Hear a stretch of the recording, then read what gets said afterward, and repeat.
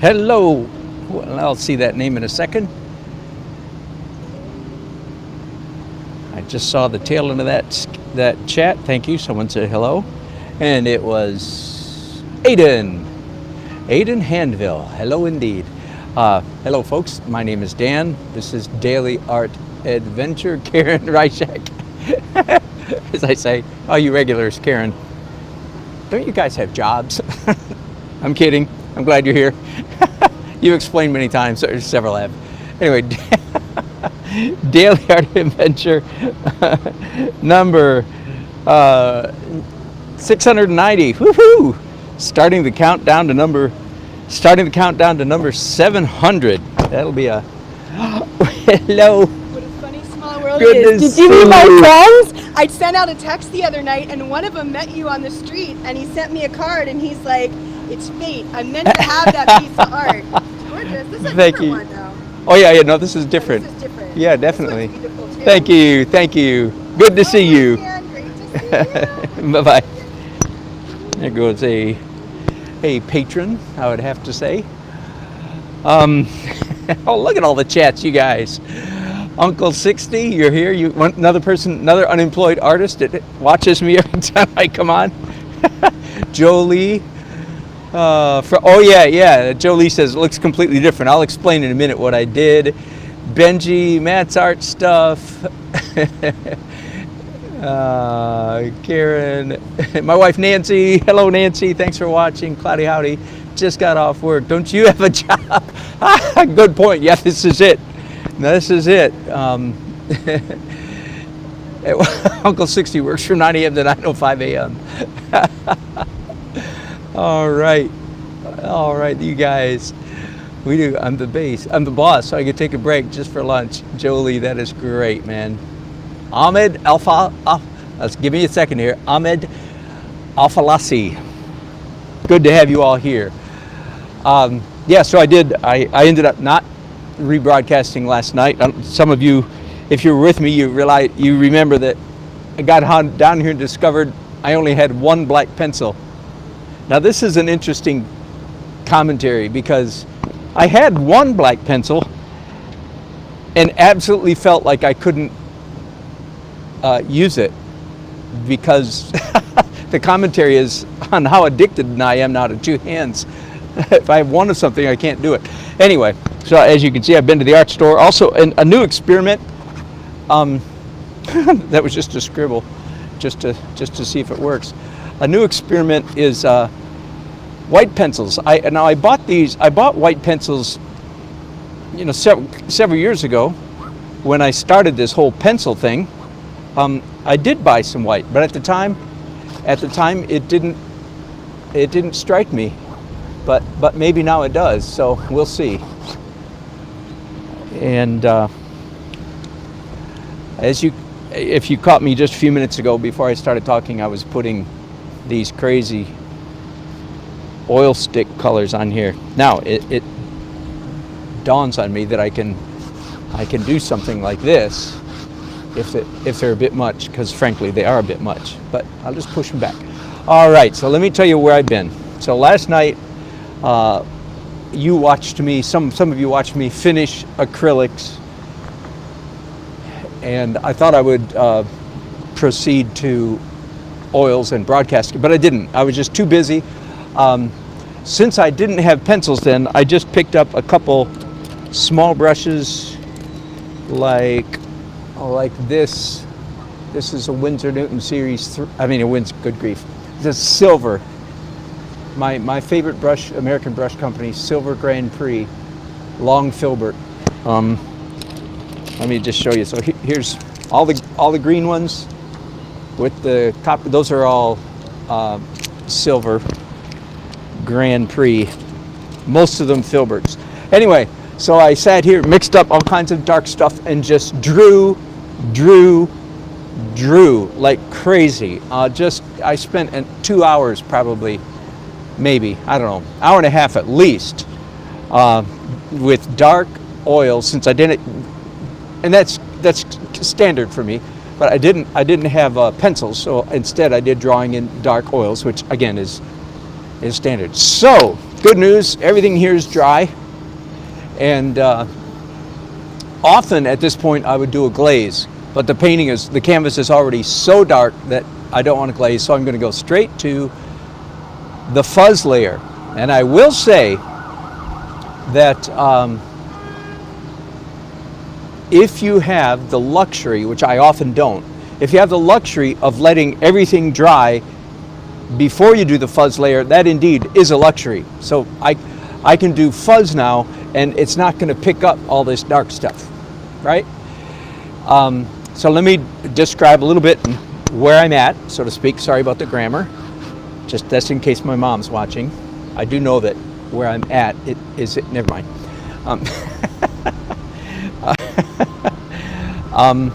The painting is a little overly, I have a little bit of perspective issues I hope to fix. The painting is overly dark, check, and it's overly liney, check, or another way to say it, it's overly drawn, too many lines, too much drawing. No problem though, because all that's going to go kind of flying out the window here very shortly as soon as I start the fuzz layer. Okay, fuzz, soft edges, transparent color, and at least so far in my journey, local color, realistic color, so to speak. And I'm just trying to decide where to start.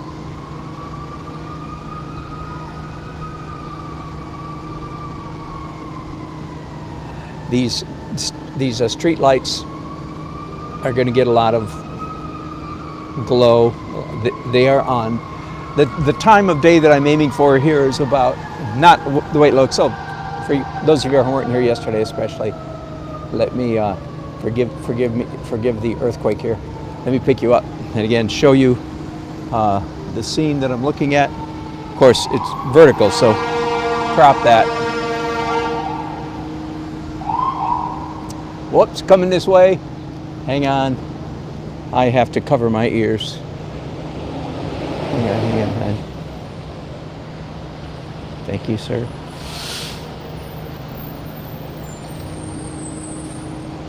Oh. just a little bit of city life there. Stop right in front of me.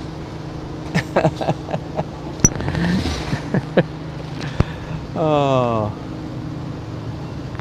Okay, let me get my electricity all hooked back up again so you guys don't disappear in a sudden poof of dead battery.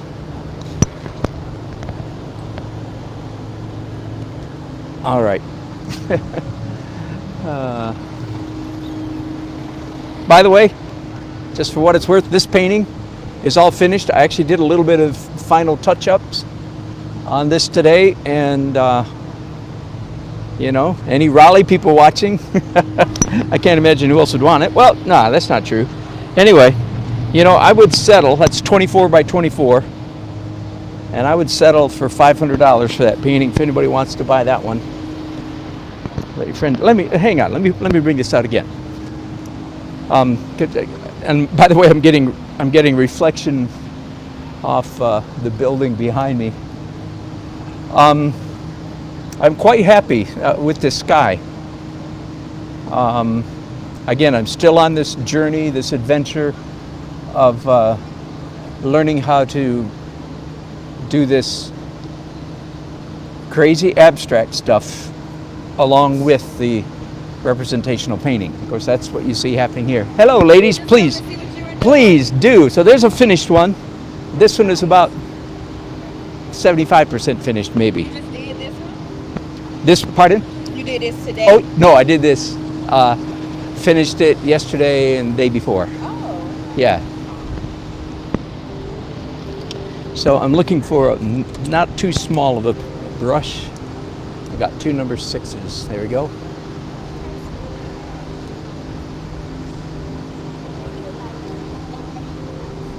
And this is right here. Can you tell? Oh, there. Now you can. Now you can. That's so nice. I'm actually. Maybe you can. And you just don't know it yet. I know. You can paint though. How old are you, sweetie? 10. 10, okay. Do you still like to draw? A little bit? I need to try. I need to Are you? my creative side. Painting might be it. That's right, that's right. I have a feeling it is, but I'm not quite sure. That's right. You have your hands full. I know. Sweet girl. Thank you. You have a good day. Thank you, ladies. Thanks for coming over here. Okay, so I decided to start actually where there's a perspective problem. These buildings are not leaning. They have to lean, by the way, at the same angle as these buildings. Otherwise, the illusion, thank you, Susan. Oh boy, it was Susan, right? I'm trying to remember which one of you. It's one. Yeah, Susan, I think. Reichek.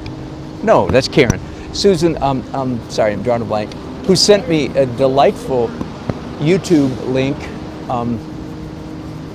Sorry, I sort of start saying names when I'm painting because I just go blank. A very, very fine teaching YouTube video about perspective. It was quite surprising because I heard some things I have never heard before. You know what? Now that I've talked about it, I'm going to post a link to it, probably on my community page. So that's when you come to Dan Nelson Art, YouTube Dan Nelson Art, and scroll across the top of my page and click on community. I will post it there because it's worth sharing.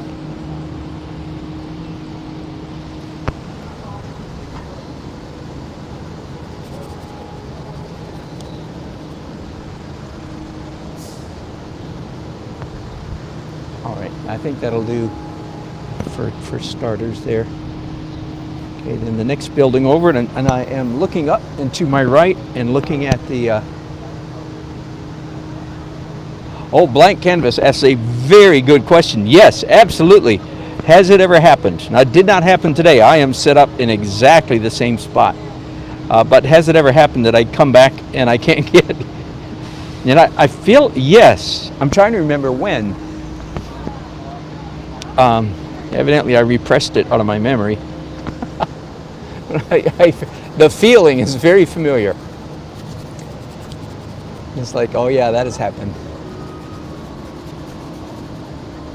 Now, just to kind of let you know sort of where I am in my journey, for many years, for most of my painting career, oil painting career. Now before that, I was a full-time illustrator for many years, so I don't want to be misleading. I started oil painting, 20 years ago, but actually started full-time about 15 years ago. For many years, I finished almost every painting in one outing. So the tempo that I'm manifesting right now is something new to me, where I give myself 2 days to finish a painting. That's a new. I've gotten lazy in my old age. That's not true. My technique is slowed down. Hello, friend.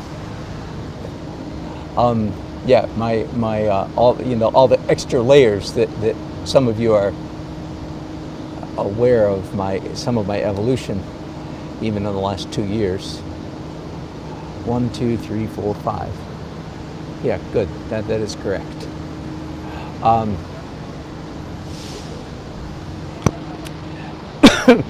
So I didn't used to have the problem of trying to come back to the same spot because I just finished every painting in one day. I'm happy to say my paintings are definitely better than they used to be. I have some nice ones in my historical repertoire.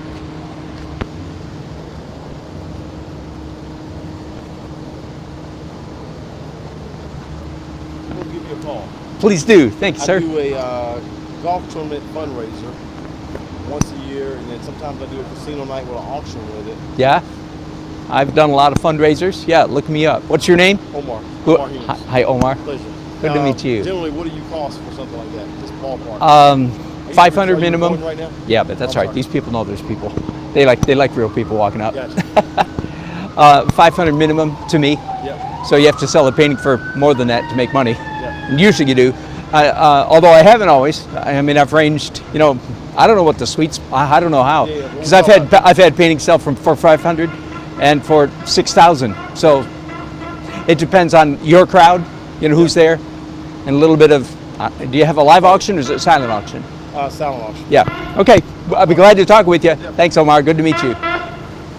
Oh, here comes an ambulance to join the excitement here. All right. So those angles are much better now.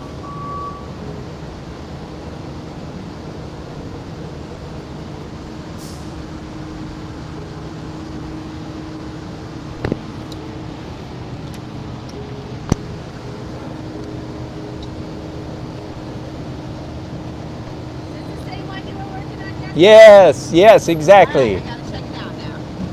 Please, yeah. Hope to finish it tonight. What? Oh, so that's that building. Yep. Yep.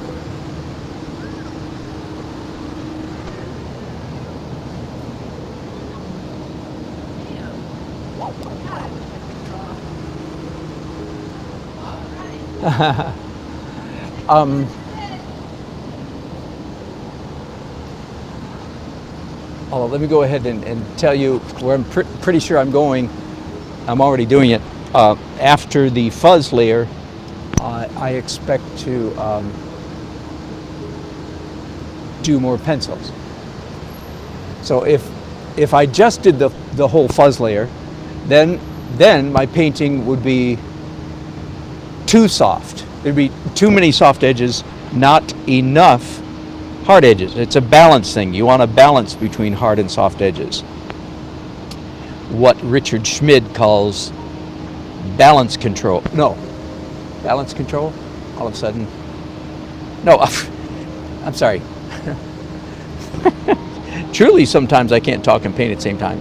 What he calls edge control. And I'd never heard that expression until I was reading his book a couple years ago. And then after I heard him use that term, then I've heard a number of other people. Edge control. It's a matter of balance. You want just the right number, the right amount of hard edges, and the right amount of soft edges. But, that should be followed up quickly with this, what I say all the time. Very easy for a painting to have too many hard edges. I think that, and again, that goes along with what most of us are struggling with, and that is, most of you would say, as most of me would say, I paint, I wish I was looser. Okay, that's what the great majority of us say. So if you're saying that, then you're probably, you're probably on the right journey because you're in good company. And so most of us would say, yeah, I have too many hard edges. It's another way to say that same exact thing. I have too many hard edges. And that certainly described me, especially a couple years ago, before I started this distinctly soft phase. The fuzz layer has helped me a great deal. But at the end of this phase, I will have, in my opinion, too many soft edges. But not to worry. I'm sure you were just about to launch into a good worry. Because most of the time now, at least in my current evolution, in my current stage of things, most of the time now, I am doing pencil because just for that obvious reason that after the fuzz layer, it's just too soft. Everything's soft. And I don't want everything soft. So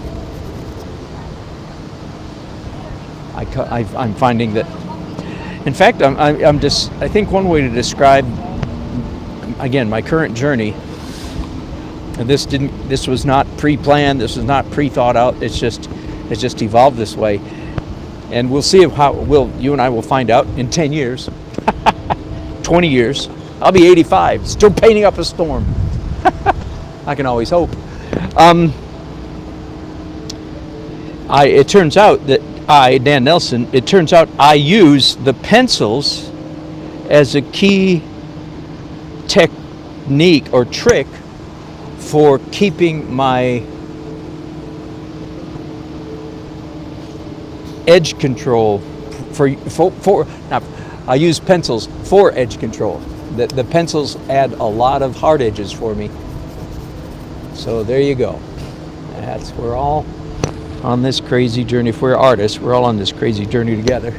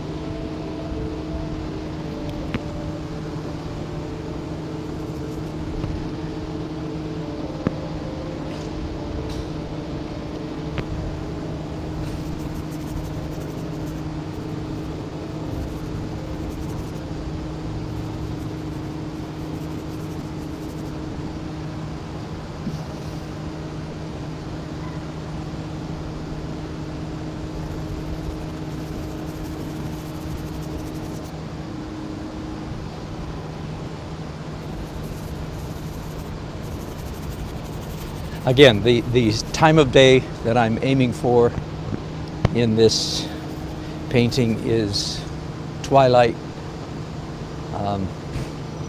More like what you see here. This is a little bit light, but it's probably going to stay that way, more or less.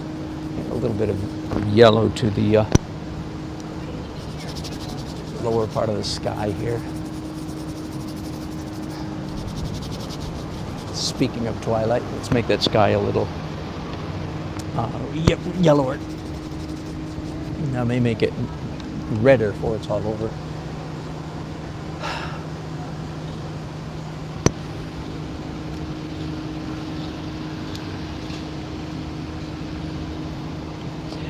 So the further I go, I feel like the more I'm aware that if I'm influencing anybody at all, any artists, any budding artists. Hello. Hello. Started last night, and I hope to finish tonight. This scene right here. Good.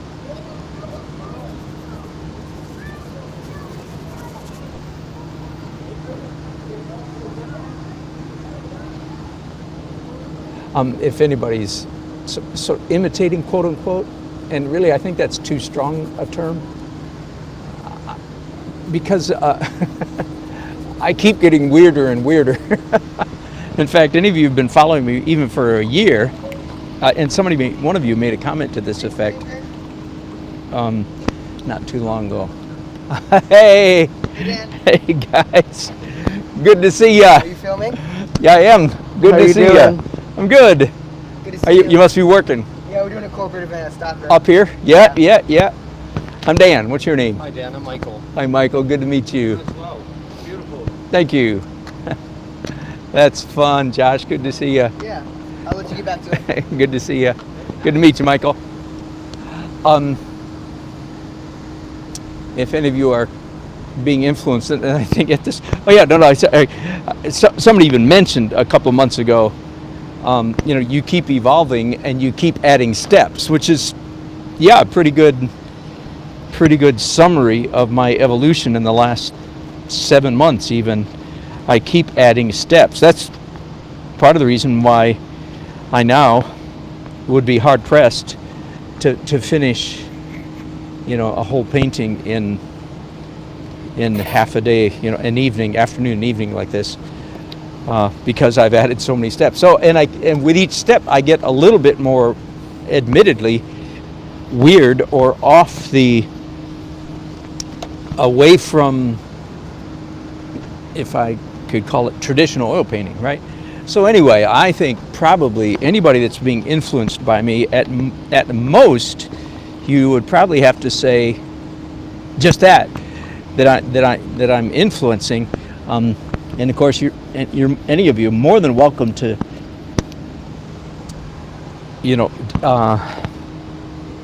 copy my technique at least one time, but that's probably enough.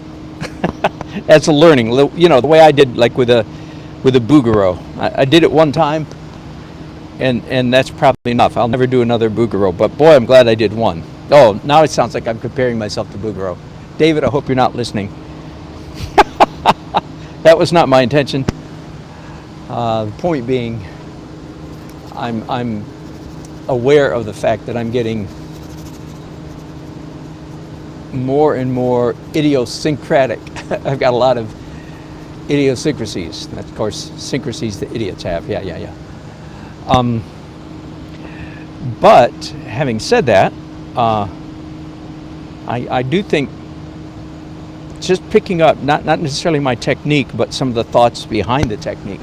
For instance, having distinct and separate steps. One step creates loose edges and another step creates tighter edges. Yeah, that's not a bad idea. All right, can you see what I'm doing here? This is crazy. And I would definitely not have had the nerve to do this, what I just did there, a year ago or 8 months ago or something like that. I've been doing this fuzz layer. It's either 2 years or 3 years. Please do, come on over. I've been doing it either 2 or 3 years, I can't remember, and it's growing, not shrinking. What do you think? Oh, I think it's wonderful. I can't draw with a lick. You're doing it both hands. Yeah. Thank you. I'm pretty impressed. Thank you. Are you Are you at Big Easy? No, I'm out of Orlando. A whole group of us are eating. Oh my goodness! I'm Where? trying to get them At out the of Big there. Easy? No, over there. They're in there. I'm trying to get them next door. Very good. Good. Thanks for coming out.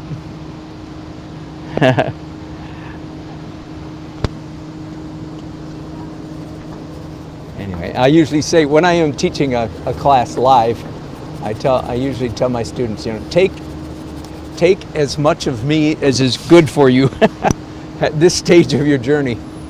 And that'll be different for every one of you. Some of you could do with a generous dose of Dan Nelson influence.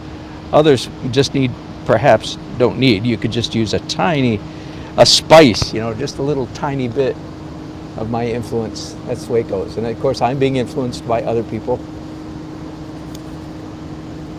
whose names I mention, periodically. Tibor Nagy, Richard Schmid, Jeremy Mann, to name probably the ones I name the most. Okay, so a few minutes ago I was saying I wouldn't have had the nerve to do this a couple of years ago. So talk about soft edge. See, I'm painting the top of this blue umbrella, and I have blue streaks going 4 inches, 5 inches away from the object.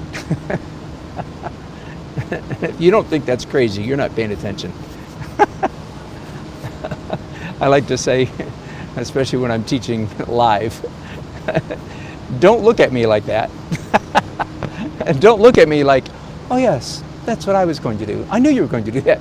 Now, you guys know I'm going to do that because you regulars, you watch this craziness enough times. But can you imagine somebody watching this for the first time? What in the world are you doing? Okay, so why do I have nerve to do? Look at, here's the edge of the umbrella. You could hardly even see it.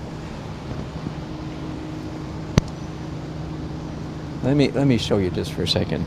I see some interesting chats going on there. I'll try to get those later.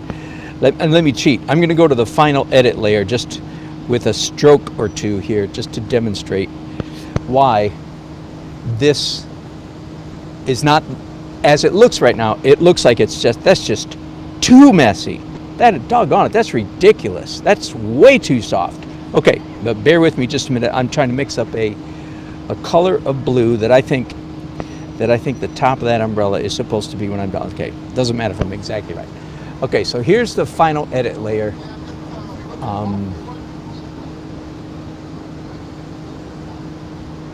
Cut a piece of debris there.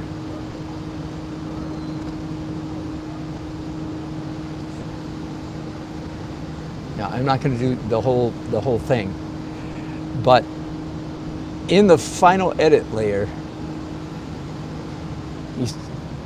that edge becomes defined. Not everywhere, of course, just some places. And all of a sudden, then, what looked like a lost edge, or what looked like it's just a mess, is now really clear. And the fact that there's blue up here is not, what's the word, troubling, as it was just a minute ago. It's like, how are you going to get anything out of that? But as you can, I hope, now see, oh, you know what? Once I come back with hard edges, then that's when that soft stuff begins to make sense. Yeah, there's a finished one. Nice. Thank you. Thanks for putting up the umbrellas. No problem. It helps.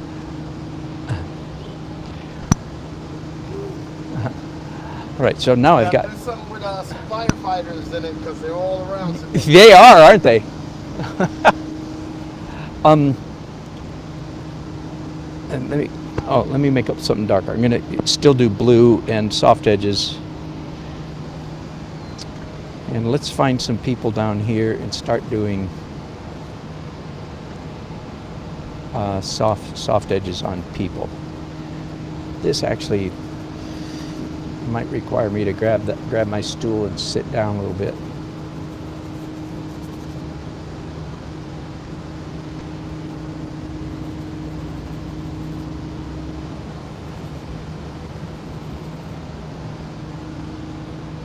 I still have the, oh, I'm sorry, I was off camera for a minute there. Sorry, I just did some blue down here. Sorry about that.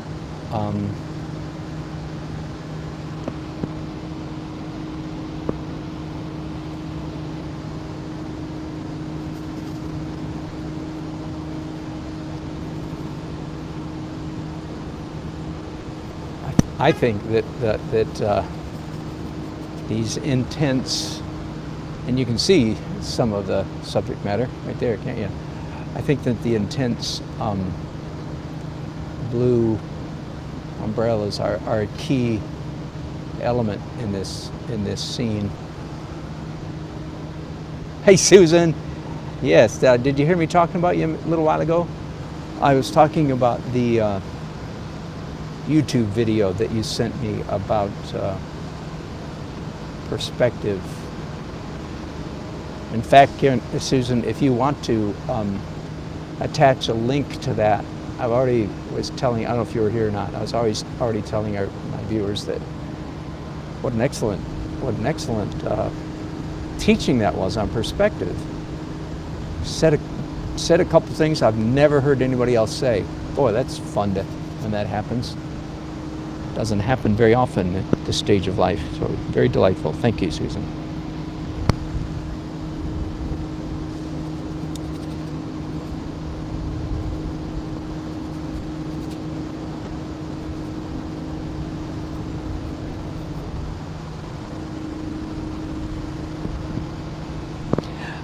Okay, I'm gonna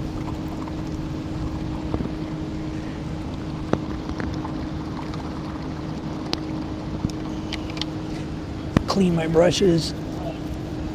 The rugs that I'm standing on are great for cleaning brushes, by the way. Let me continue up here with the fuzz layer, soft edges, local color, things that are glowing. So one of the most obvious things that's glowing up here is these two street lights.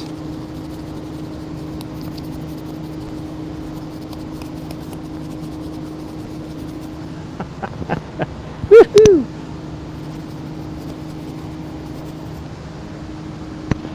Oh, you know what? Before I do that, though, I want to do there's some white trim on these buildings. And let me do that before I do those lights, before I continue any further with the lights.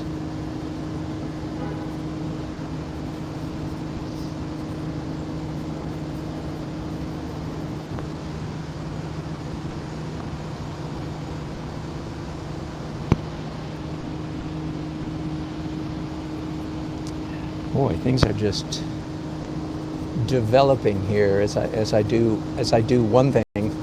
Of course, it influences everything else. I just realized, oh wait a minute, street light up there. If I have it shining onto this red brick building, that would be nice touch.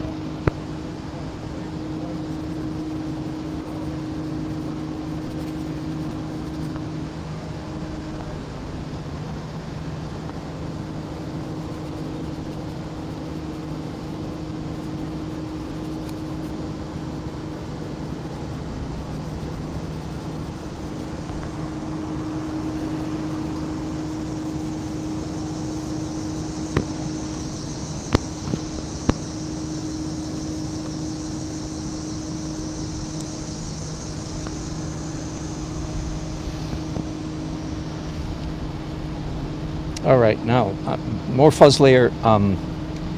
Hang on with the lights a little bit. Let's do some of the white trim. So I'm going to tighten up my fuzz a little bit. Not go quite as crazy with it. Just rein it in just a little bit because I'm doing details. So this is white window frames, trim around the windows.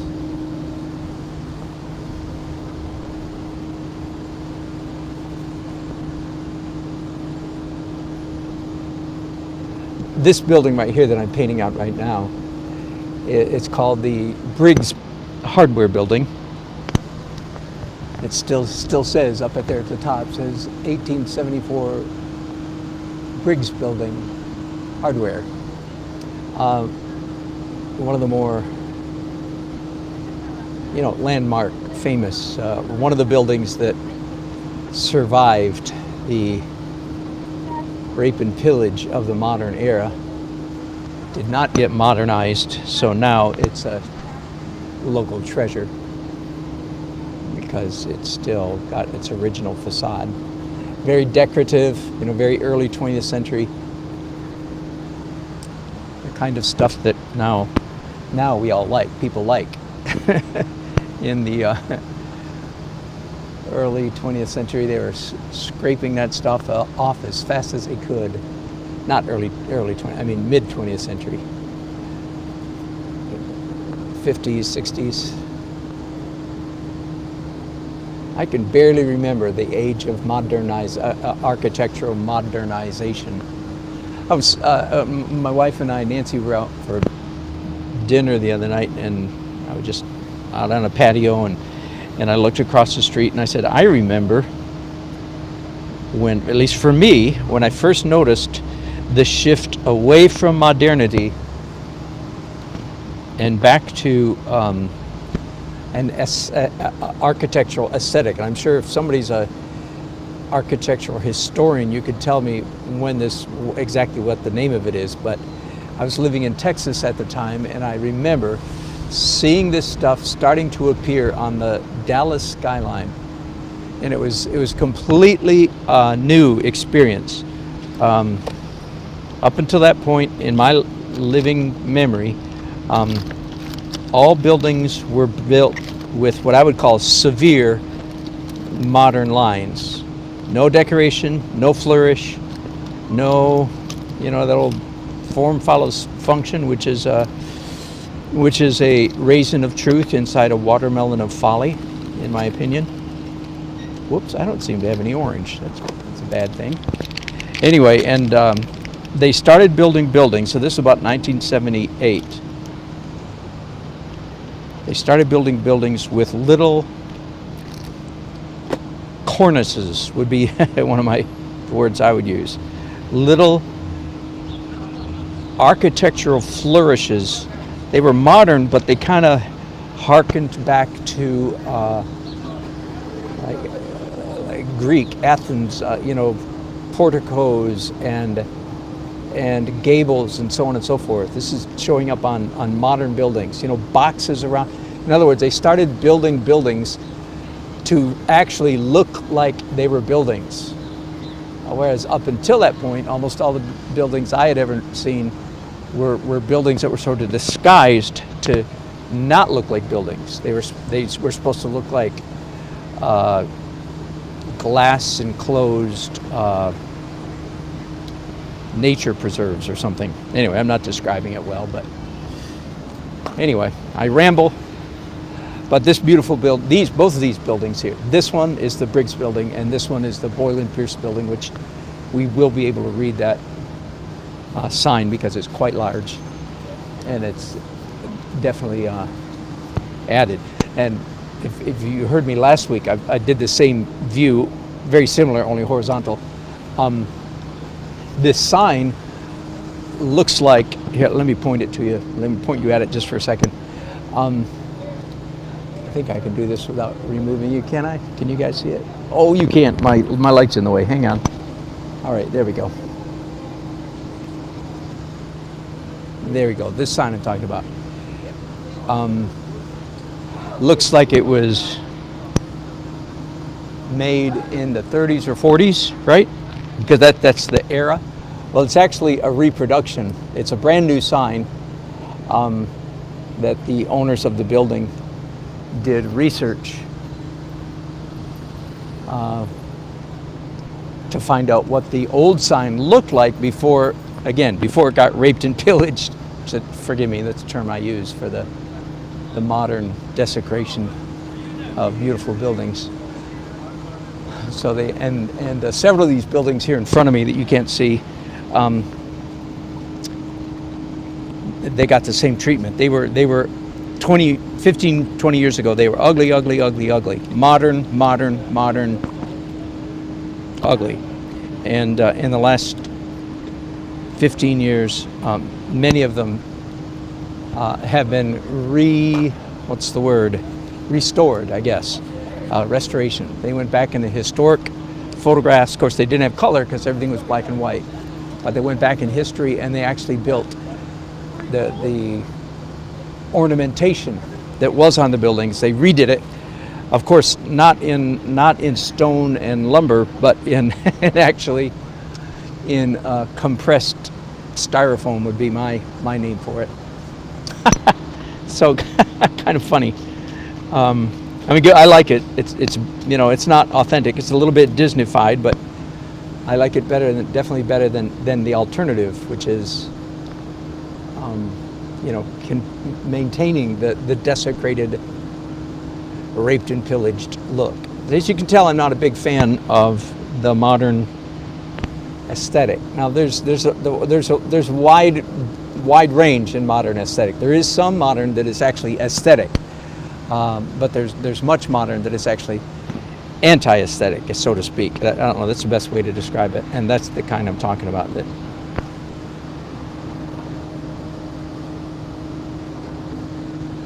Was there some beauty in Bauhaus? Well, yeah, kinda. But were they really pursuing beauty? And the answer would have to be no.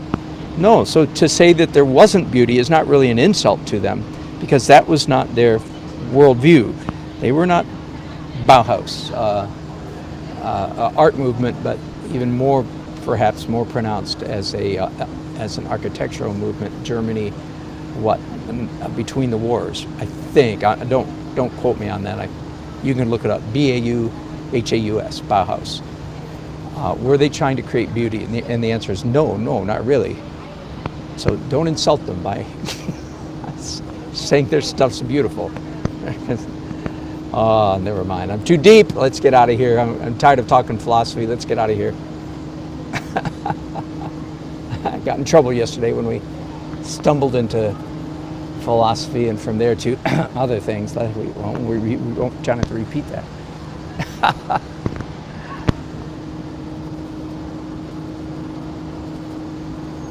Okay, in the top half of this painting, I am definitely reaching the end of my fuzz phase. Fuzz phase, do you like that word? Fuzz phase.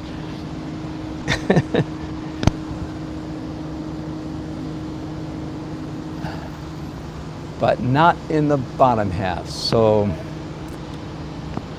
I'll keep broadcasting. Coming around here. I have a stool back here.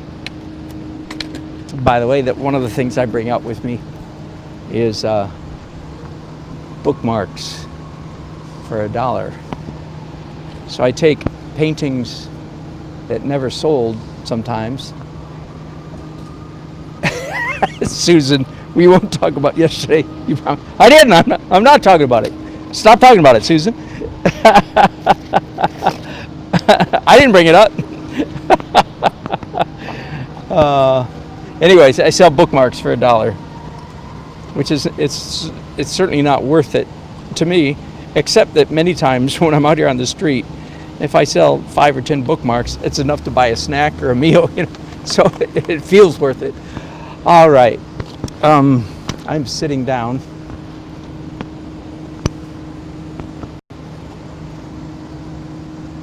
Wow, look at you guys. Look at you guys talking up a storm.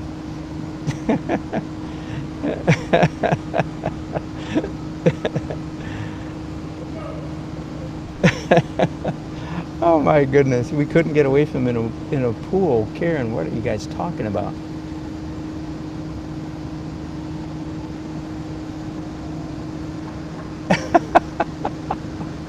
I bite back. What are we talking? Something biting. Horseflies. Oh no. Oh. That's what you're talking. Who brought up horseflies? Oh my goodness. I'm sorry. I'm gonna have to keep painting. You guys, your chats are way too interesting. There you go, Susan answering my question. You just never know what's going to happen, do you? Well, I'll enjoy reading all those later. I may not comment on them all here on the broadcast because you guys are talking up a storm. And I have work to do. Stop bothering me. All right. I think you've heard this drill before, but let me repeat it. Lower your camera down so maybe the angle's better. Oh, bugs in the south. I got Susan. I got that. Okay. So yes, that was a big shock. In fact, I remember my first real introduction to southern bugs was I was a college student. Born in Canada, grew up in Michigan, a little bit of Ohio. That's as far south as we went for living. Anyway, I went to Florida during spring break. So like Boca Raton, Fort Lauderdale. And oh my goodness, they had, it seemed to me, cockroaches the size of ponies. For a naive Yankee kid, that was like, what was that just galloped across our floor? Of course, we're used to it now. We're Southerners now.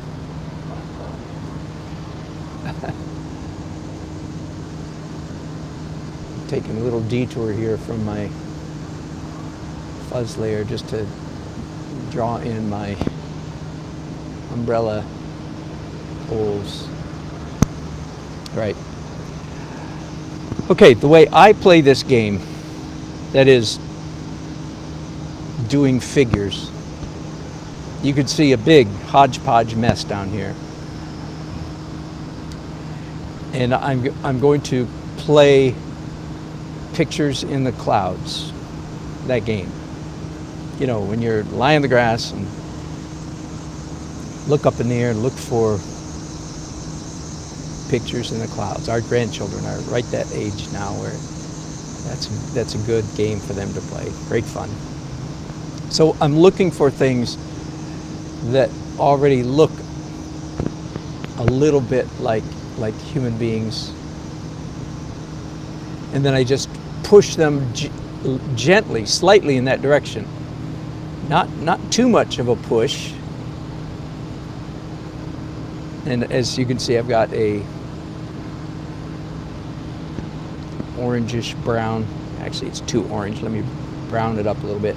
I've got a kind of a neutral tan on my brushes right now. And I can't tell if there's a person right here or not.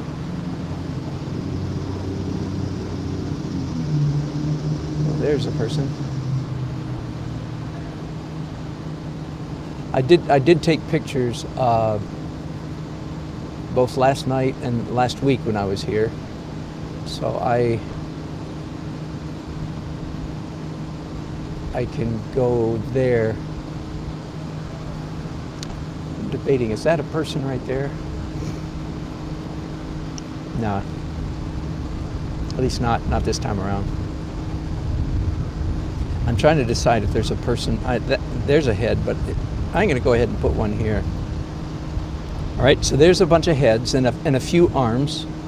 And sometimes I'll just go in here and in the arm zone, like in their trunks, just make some real random streak strokes to maybe begin to suggest arms and or legs. And there are not many legs showing in this painting because they're most of them sitting at tables. I'm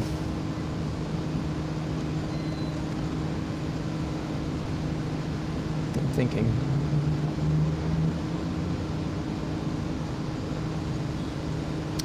I'm going to switch without cleaning my brushes. Just going to add some ultramarine blue to that brown that's on my brushes. And I want to make a pretty neutral gray. A little bit unusual for me to do a neutral gray, but I'm doing it anyway to rhyme with gray.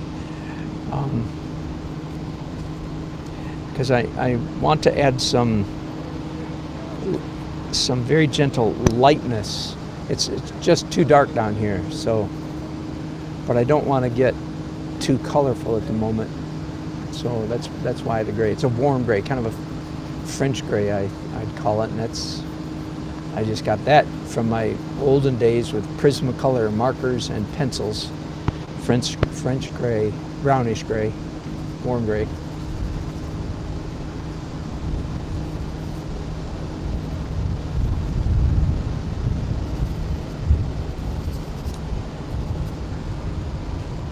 Again, I'm just looking for things that barely hint of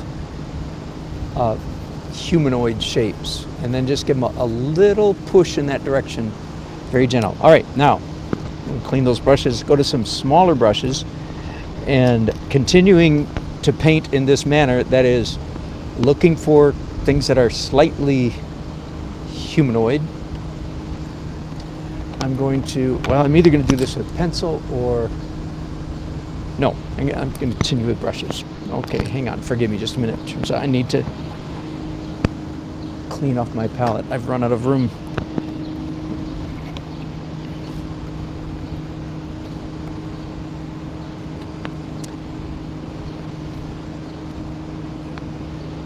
One of the things you really can't control when you're painting in the city is noise, and there's a big gasoline engine, like a large lawnmower, riding lawnmower size machine right across the road and about 60-70 yards from here. It's like an incessant lawnmower sound, and I find it not very pleasant. Hello guys, feel free to come around here and look. All right, so I'm going to mix up now dark black, but heeding Mike Rooney's words of warning to me. Be careful about that dark black stuff. Okay, dark black, B-L-E-C-K. is when you mix up brown and blue together, transparent. But he suggested, wait, don't use some color in there. Don't just use color killer. All right, so I've got sort of a dark purple raspberry, and so what's on my brushes now is something that I can draw.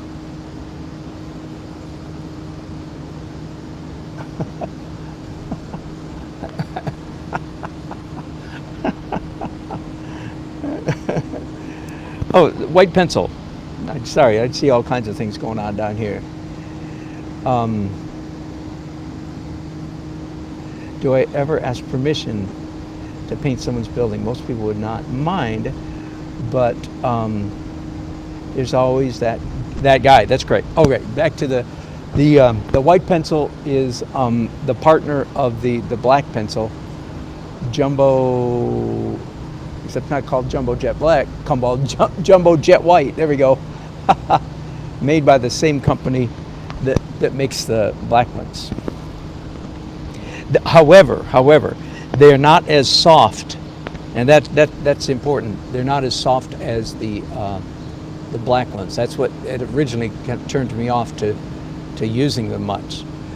So if I do decide to start using them, it's going to be, just because I've just accommodated myself somehow to that reality.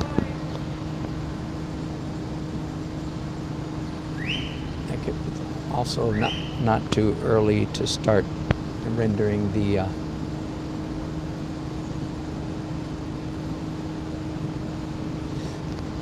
now I find the biggest danger for me when doing this picture in the clouds trick is lack of imagination with the figures. That is, too many of them end up in too similar poses. I'll go ahead and say the obvious. Obviously, this picture in the clouds strategy for drawing figures only works if you have a pretty firm handle on what people look like, what human beings look like. And I'm not bragging, I think I'm sort of on the edge. After a bit here, I am going to pick up some photographs and try to morph some of these into more believable figures by looking at photographs. Okay, I'm going to darken this back of this person's head.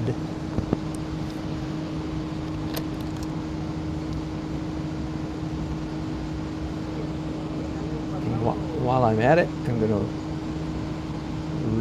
re-lighten the front of their head.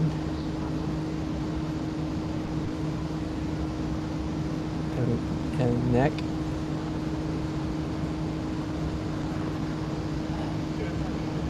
Not very happy with their left arm just coming down at that angle.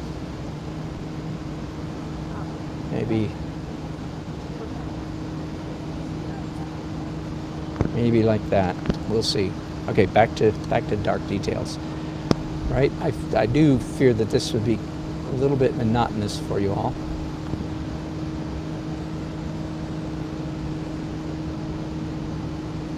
Well, there's a nice arm.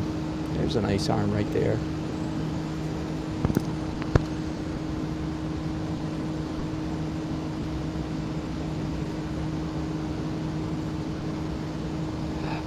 I don't do features. The closest I typically come to features would be a dark line across the middle of the face to just give this faintest hint at position of eyes. Anything more than that, for me, I find to be gets cartoony. So I don't want to go there. That just turned into a woman, I think, which would make sense of this big dark blob behind her. Maybe she has big hair.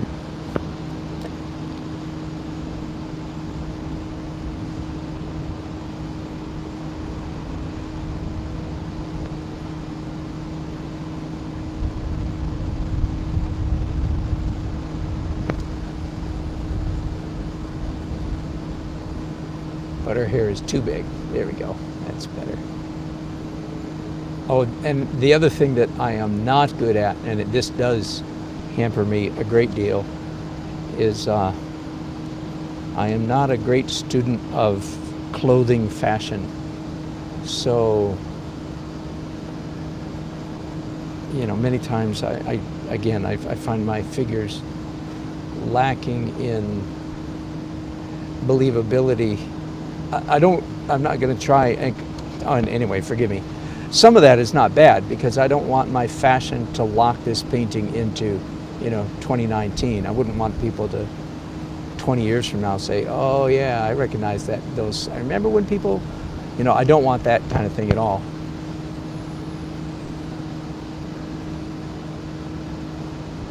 Okay, that kind of looks like a person. Getting there, and then I've been a little too fastidious on this morning, right? So there, just scratch her up a little bit.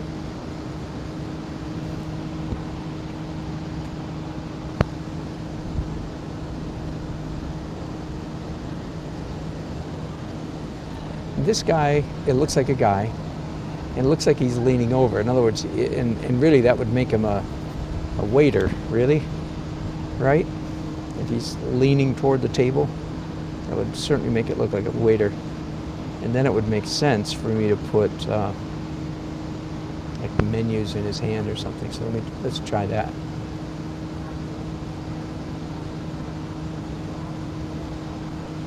And again, this is a very informal, there's no, the waiter here would not be wearing a coat and tie. This is not that kind of restaurant.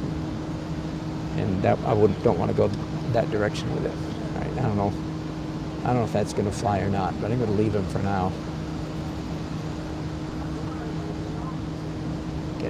Mess him up a little bit.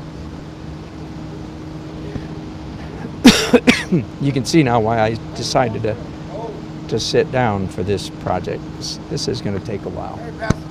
Hello, man. Fabulous. Thank you. Go, Pastor. You know what you're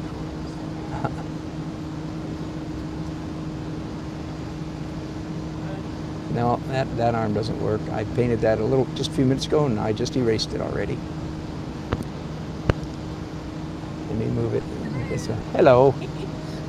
I'm an admirer. I've seen you paint along Glenwood one time.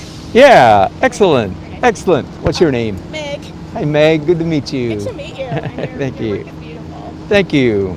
Thank Do you you very mind much. if I take a picture? No, absolutely not. Do you mind if I share it? No, please do. Yeah, share it. No, let's post the heck out of it. Yeah, please. Heck out of it? I like the way you put that. All right, let me do. As long as I don't have to stand up and get out of the way. No, of course not. Do that. I'll do one up close. Okay, there you go. Be creative. Yeah, have fun. So do you live closer to Glenwood or here or neither one? No, one of my friends lives here. I'm going to be doggy sitting for her for a week, so I'll be down here for a week. But I live in Northwest Valley. Okay. Yep. Yeah. So we're just Very good, Meg. going Good. into eat, Thanks for coming but up. It was nice to see you. Likewise. Yeah. Thank you so much for coming over. Take care.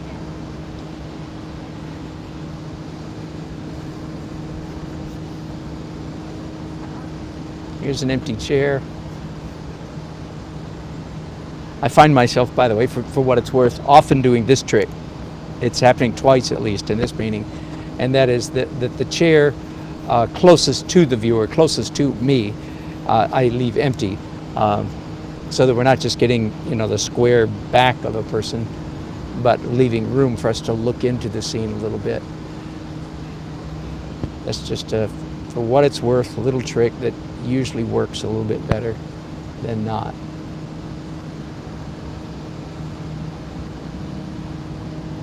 And I really think I'm probably just on the edge of being dreadfully boring. So you know what? I am going to. Okay, here's the question: am I going to end this broadcast, or am I just going to pause it and then come back later? Because if I do the latter, then you guys won't get a notification. If I end it, and of course, I don't know if what you getting a notification is a good thing or a bad thing. So hang on, let me stop and think about it for a minute.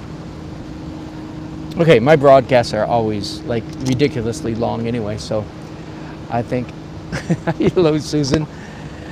You think? I mean, I just am afraid I'm just boring you to tears. Well, not really. That doesn't happen. That's you leave. People leave. They don't get bored, and they're leaving all the time. I know that.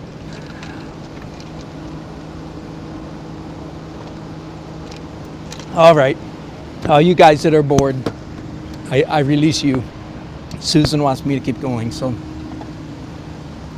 okay, I will. I still might quit in a while, Susan, but I'll keep going for a while.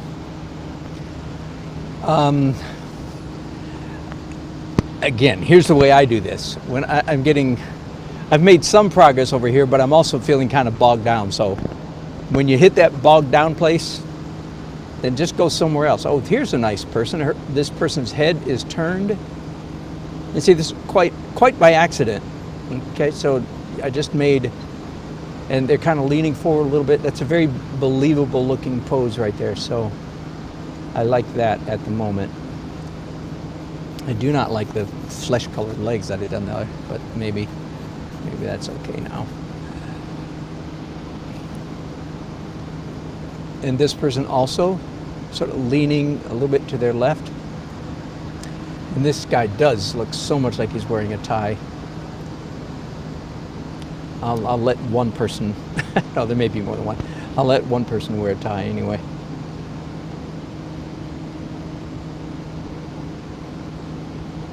Now, I talk about this often, so I don't want to dwell on it, but yes, I am, I think, pretty sensitive to skin coloration, and don't want to make the mistake of having all white people just because I'm white. This just turned into a nice one. There we go. And of course, my normal technique serves me pretty well there, because my normal technique is in the opaque realm. I start dark and then move light. So to achieve a racial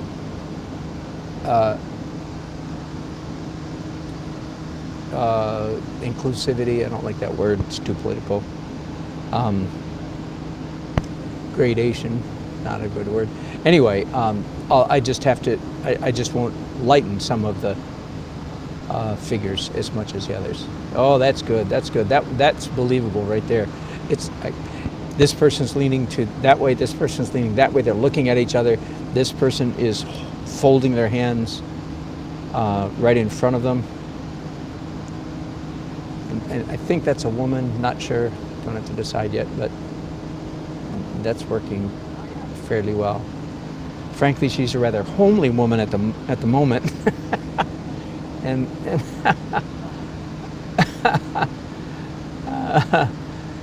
she's got not very stylish hair. So I don't know if I can fix that or not. I mean, right now, I'll fix it eventually, but I don't have to fix it right now. And we've talked already quite a bit about thin people. In my opinion, you want all the people to be thin. I know that sounds weird, because so we don't want them to be realistic. We want them to be idealistic. Whoops. This table needs to, the edge of this table needs to move over a whole bunch. If I'm trying to portray or indicate a particular person or kind of person, like if I'm trying to say, oh no, this cafe lunch, this was, retirement home outing, and all the people are over 80, then I would make them a certain shape, and of course white hair and so on and so forth. But of course, I'm sure I have done it, but I haven't done a painting like that, and it would probably be called an illustration if I did.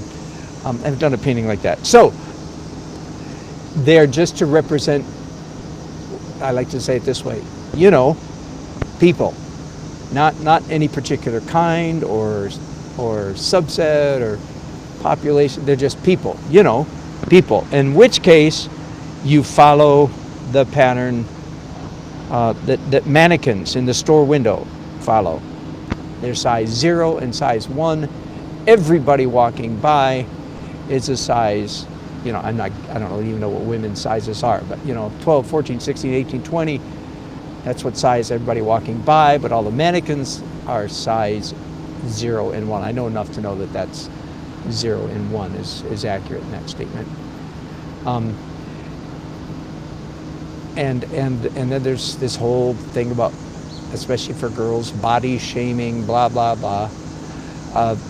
That argument, that does not apply to painters. It does apply to photographers. Photographers have a responsibility. Painters do not. And some of you are saying, why? With that attitude, with that tone of voice. Okay, I'm not sure I want to get into it, but okay, here's why. And it has nothing, it's not anything political. It's because painters, when you're doing a painting, you are lining up with fiction writers. When you're a photographer, you line up with nonfiction writers. Journalists and photographers, same category, because with a camera, you're showing what's real. With a painting, you're showing what's ideal. And I don't mean, anyway. In a painting, everything has to be believable. Let me use a silly example. If you were doing a beautiful country sunset and you had a fence kind of up close in that sunset, and it's a beautiful, beautiful, beautiful painting, and it's a big fence post like this, and up close on one of the fence posts you place a turtle. Okay, what have you just done to that painting?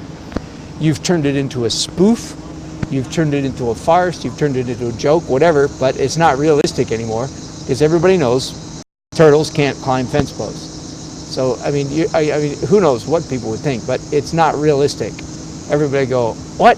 And they might laugh or they go scoff or whatever. All right, let's back up a little bit. Same painting, on one of those fence posts you place a mourning dove, a butterfly, boom, everything's right with the world. Okay, the illustration I just gave you is the difference between fiction and nonfiction. If you're writing nonfiction, that is true stories, this is a book of true stories, you can tell the story of the country boy who was walking home from school one day and he came upon a fence post, and sitting on the fence post was a turtle. It's a true story. Everybody goes, ha, that's funny. Do you see? So if it's nonfiction, you can tell what's possible.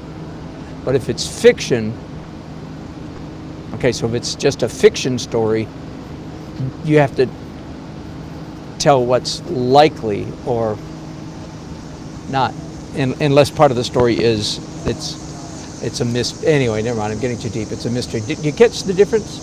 So in paintings, we don't put even though more than one time in the world there actually has been a turtle on a fence post, we don't do that.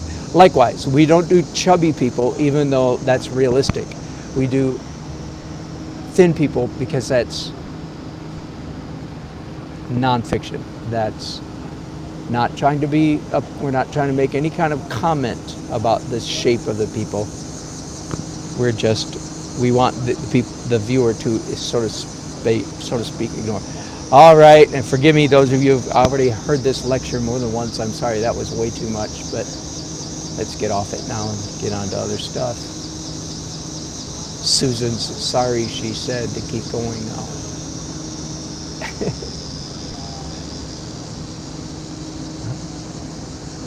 You can't even, oh, I know. Let me zoom in, you guys, see if I can. Of course, you know the danger here. Hang on, is that once I zoom in, I forget to zoom out. So let me move my camera so that it's in my way, and then maybe I will remember. Is that any better? A little bit better, right?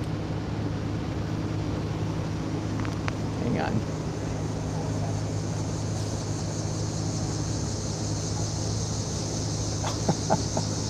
Okay.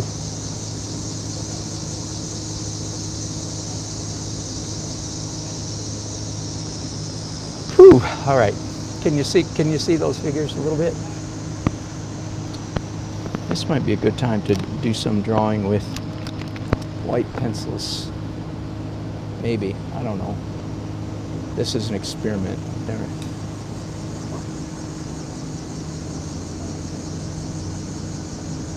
Ooh, wait. So, okay, that you just heard me go, ooh, wait. This person right here just grew an arm. Again, following the picture in the clouds trick routine. All of a sudden, I just saw where this guy's arm was. This man over here, he doesn't have, oh, he's got one hand on the table, I guess. Here's another funny thing, a weakness of mine. When I draw groups of people, I tend to draw males way more than females, which is crazy. Not a good thing, I don't think.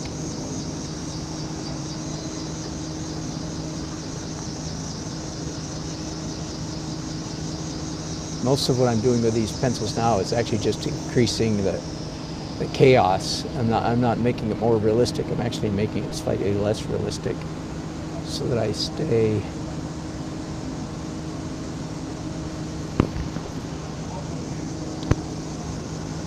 All right, this guy just lost an arm. There we go.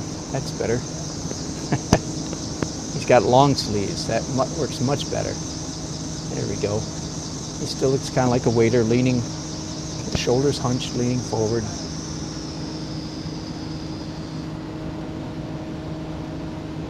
Again, this white pencil thing is an experiment. Do not try this at home.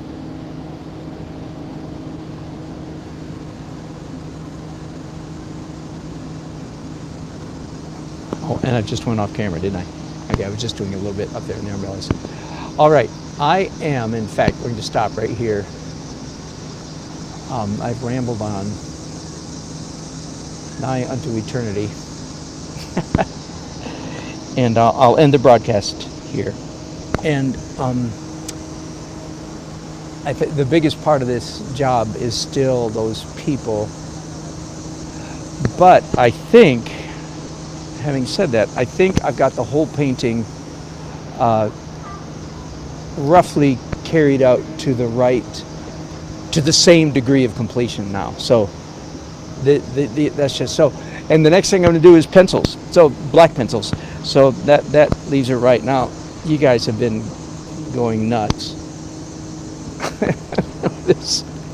These chats. I really don't think. You're welcome, Susan. I appreciate that. I really don't think I can read them all. You guys are a very verbose bunch today. But doggone, after you're so verbose. Okay, I'm going all the way back to 5:24, and it's now 6:40, so an hour and 15 minutes ago.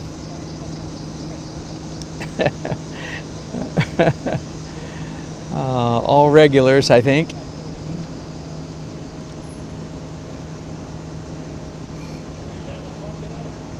Oh, good. Garen subscribed to Benji. That's fun to see. I need to look up Benji too, Karen. I love returning the favor.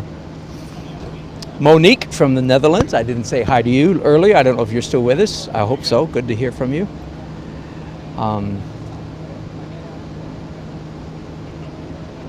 Oh, good. Benji Perez. I need to look through the gaming videos, see art and stuff. Very good, gaming. And Marco Petroni. Good to have you back again. Italy, I think, right? Benji, Dan, have you figured out the subtle difference between oil pastels and those water-soluble oil pastels? I have not. Have you? Great question. Great question. The fire department. Yeah, I do, by the way. Karen, I've painted the fire department many times. to great satisfaction, not to great sales, however. I am the official painter of the North Carolina Association of Firemen's Association, which is an organization that covers 6 states. Figure that out.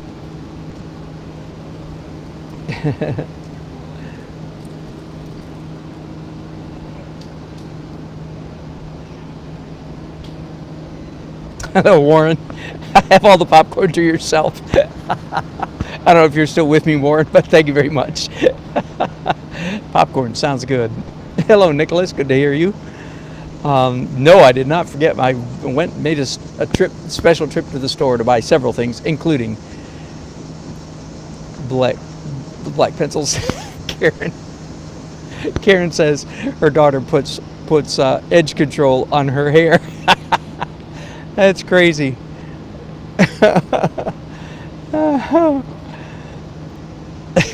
Uncle, if you paint like me, do you have to rant like me? Yes. You must rant. Oh my goodness.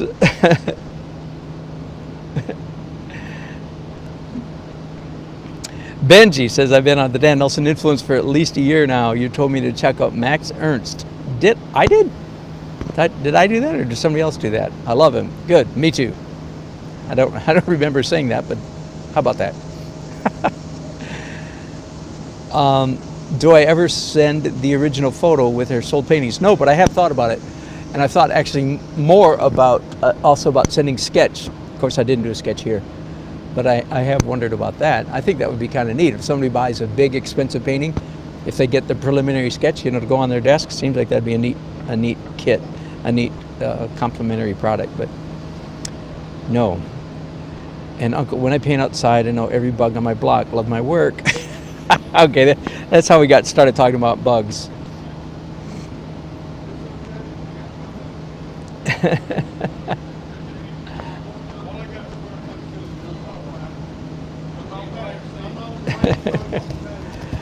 Lots of ticks. Oh man, you gotta love ticks, right? I know, man. I've lived in much tickier parts of the country than I do now, and we have enough. We have enough, but not like Minnesota, man.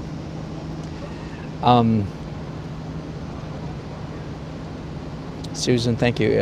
I will go and look for that link if you don't put it on. Blank canvas, Florida, sweat to death, of course. You know, Matt, I mean to start broadcasting on Twitch. In fact, I'd like to broadcast on Facebook, YouTube, and Twitch, all three at the same time. I still need a technical advisor to help me figure out how to do that. I can figure it out, but I don't have the energy.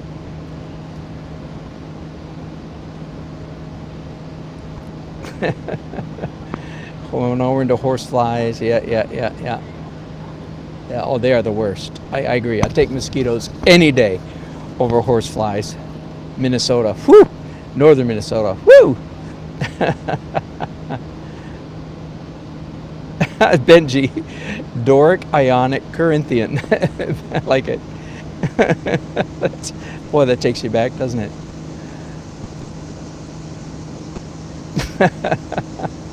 Oh, and Uncle sneak a flag in there somewhere. You know, I should have done that. Too late now, I think. I'll think about it.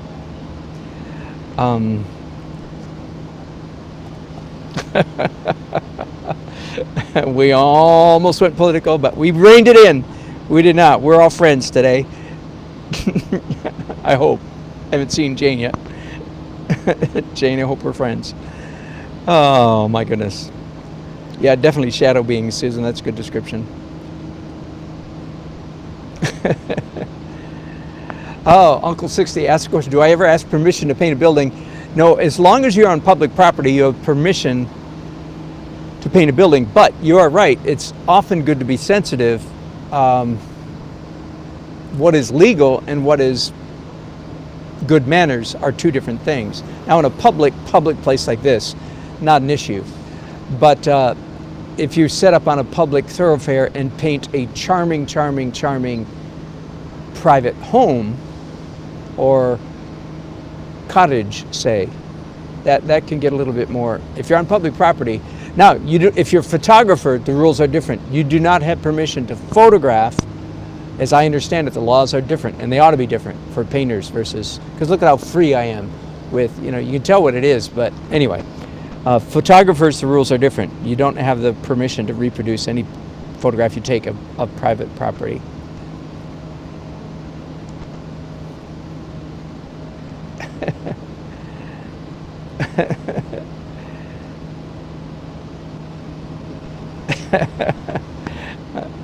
I like the talk too much conversation. That was funny.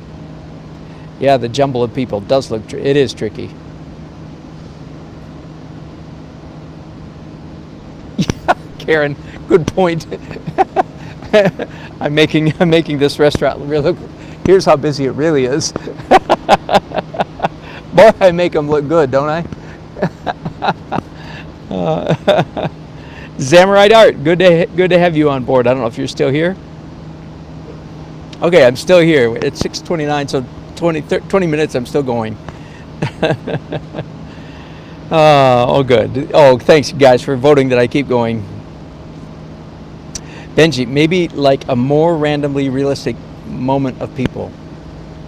That is what I tend to. My figures tend to get settled in static poses.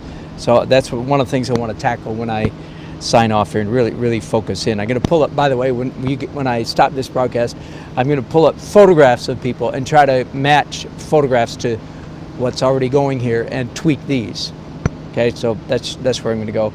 And again, I feel like that's just the kind of detail that just is too finicky for broadcasting. Yeah, all paintings are technically abstract. You're correct. And Thinker, do you think the three figures on the left and the back are two regular, same height, evenly spaced? Oh, those three. Good point. Good point. Thank you. Yes, I'll fix that. That is a good point. Thank you.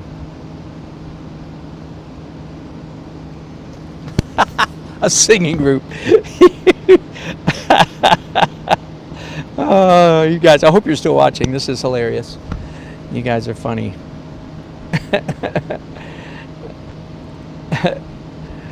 Zamorite says you're more drawn to women. I think from a marketing perspective, it would make more sense for me to draw more women than men. But so I'm going to try to do some sex change operations while you guys are gone. Turn some of these people. It's probably not funny anymore, is it? It's probably an insensitive joke. Sorry.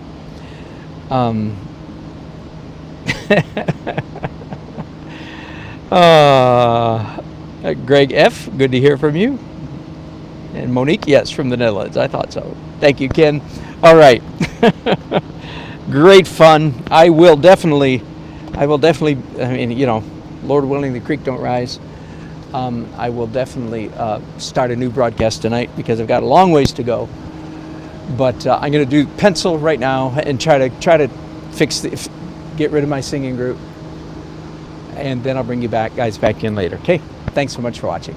Oh, Uncle, what's Twitch? It started as a video game platform, and now it's expanded into basically a social video broadcasting platform. That's the most I know about it. All right, guys, been fun. Thanks. See you in a while. Bye.